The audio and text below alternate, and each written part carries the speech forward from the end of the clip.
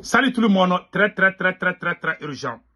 L'ambassadeur de la Fédération de Russie, Igor Kromiko, vient de faire des graves révélations, vient de démasquer les complots de la France et de l'Ukraine contre l'AES. L'ambassadeur de la Russie au Mali et au Niger, Igor Kromiko, vient de dire ceci. La France a été chassée des pays de l'AES et d'autres pays de l'Afrique. Mais la France veut revenir par la France a été chassée par la porte, mais la France veut revenir par la fenêtre, a déclaré Igor Kromiko, l'ambassadeur de la Fédération de Russie au Mali et au Niger. Voilà ce qu'il a dit ici. Donc, les gens qui sont en train de nous attaquer là, ils viennent de prouver, la Russie, pour la première fois, la Russie vient de pointer du doigt de ceux qui déstabilisent. Donc, ce que moi je vais dire, je vais vous montrer ce qu'il a dit. Et le conseil que j'ai à donner aux trois pays, c'est d'acheter des armements comme le cas du Burkina. Nous disons bravo au capitaine Ibrahim Traoré. Continuons à acheter des armes. Cette guerre-là, ça n'a même pas commencé. Je vous ai dit. Maintenant, je vous laisse écouter ce que l'ambassadeur de la Fédération de Russie a dit. Et sans avoir la possibilité de vaincre la Russie sur le champ de combat, le régime de Zelensky a décidé d'ouvrir le deuxième front en Afrique et apporte l'assistance aux groupements terroristes dans les pays amicaux à Moscou, dans les pays africains amicaux à Moscou. Так что террористическая сущность киевского режима становится все более очевидной для всего мира. Поэтому и еще я хотел бы сказать, чтобы совсем было понятно, мое личное отношение к политике бывших колонизаторов. В данном случае к Парижу. Je veux aussi exprimer ma position personnelle envers la politique colonialiste de la France. Voilà, la politique colonialiste de la France. Voilà. Donc, vous avez tous écouté. Donc, ce qu'on vous dit, c'est de rester très vigilant. Parce que cette guerre-là, ces gens, ils ont fait la même stratégie en Syrie. Donc, ils veulent tenter. Comme ils ont pu gagner en Syrie, ils veulent tenter la même chose au Sahel. Il y a d'autres plans qui sont en cours que je vais dévoiler encore. Donc, je vous laisse écouter encore une fois de plus. Voilà. Écoutons ici. Пожалуйста.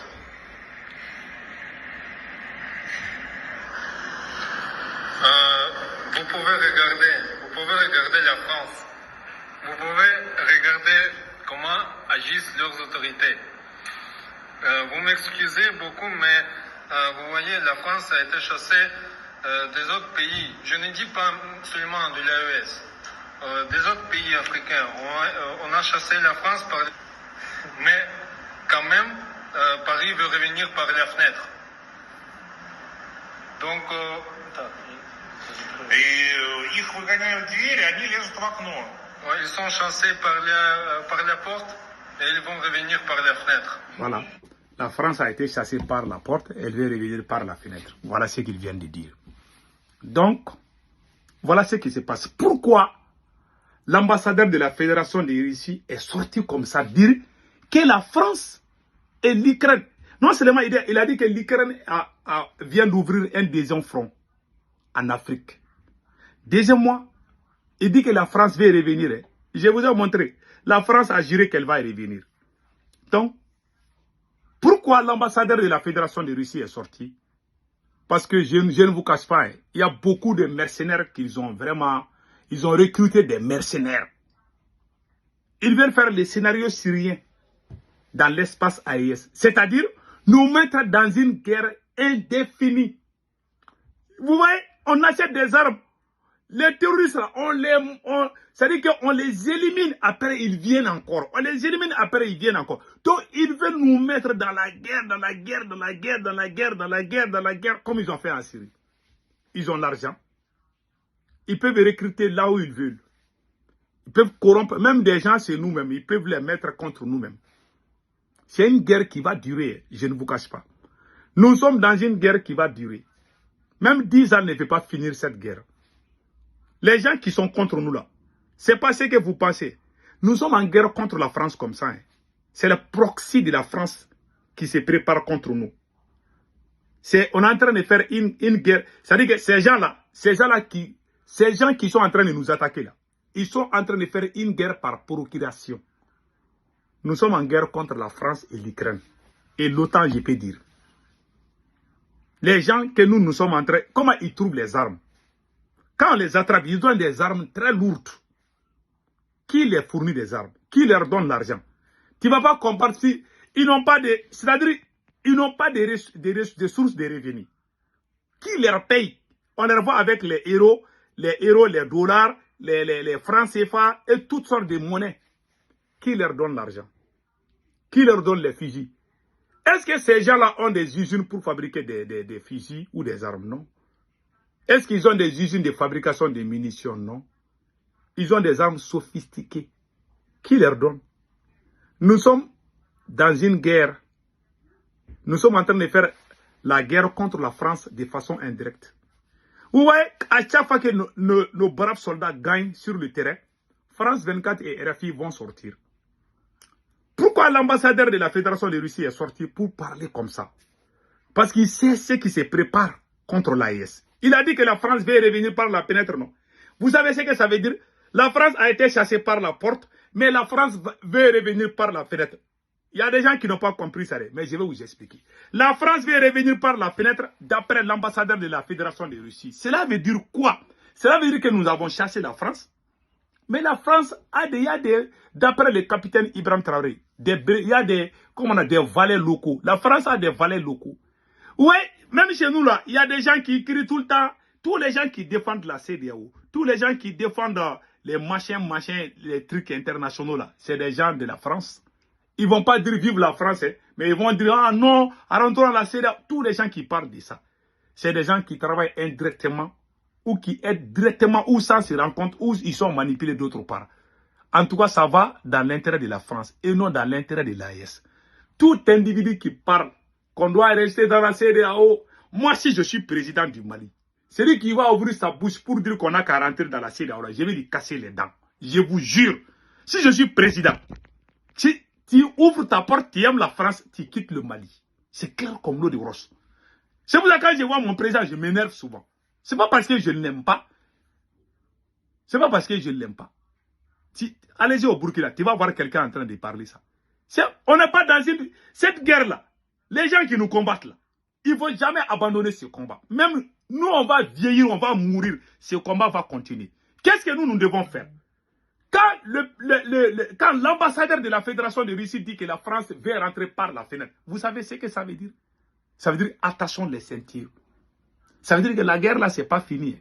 Ces gens-là, je vous ai montré il y a à peu près quelques semaines, ils ont donné des armes chimiques à ces bandits armés là. Ils les ont donnés. Comment ils ont gagné en Syrie? Ils les ont armés, ils les ont donné même les drones.